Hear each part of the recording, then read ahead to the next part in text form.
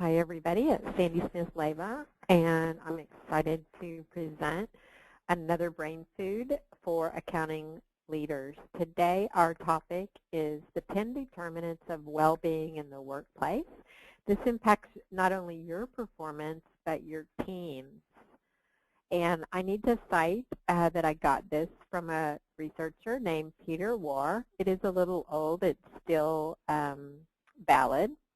And this article is a research article called Wellbeing in the Workplace, and it is in this book that is edited by these very prestigious, actually, people. This guy, Daniel Kahneman, won a Nobel Prize in his neuroeconomic type research.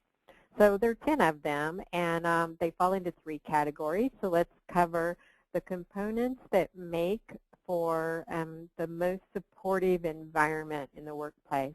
There's 4 underneath the social aspect of work, which is quite important. We need to feel that we have a great supervisor. As a matter of fact, there's a separate stat under separate research that 75% of people leave because they don't care for their boss.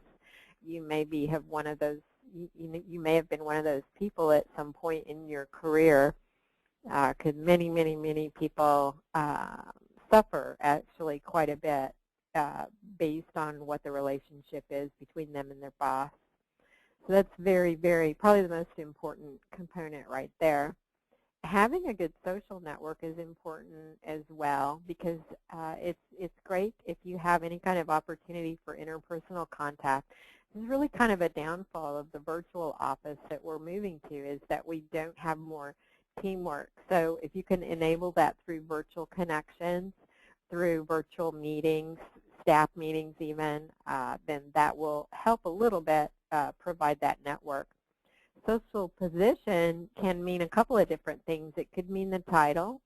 It could also mean how you're respected in the workplace compared to your peers.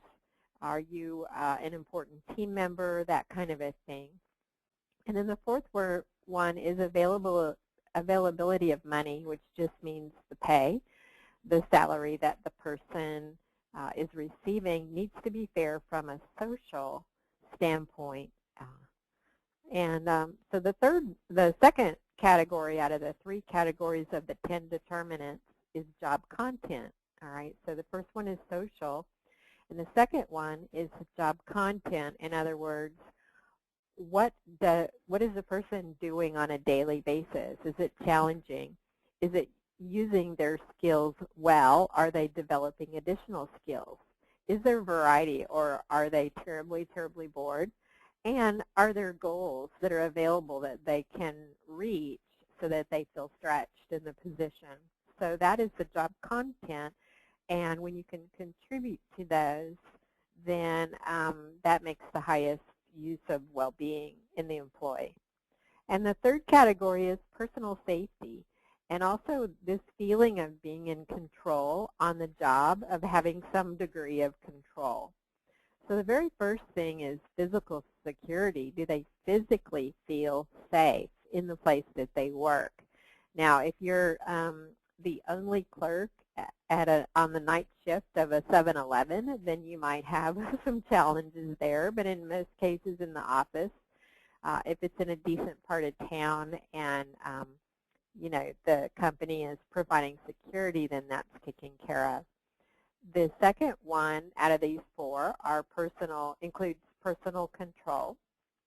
So that means being able to post their own private pictures, being able to control their desktop a little bit, having some level of control over their personal possessions at work, and maybe a little bit related to the time, control over time as well.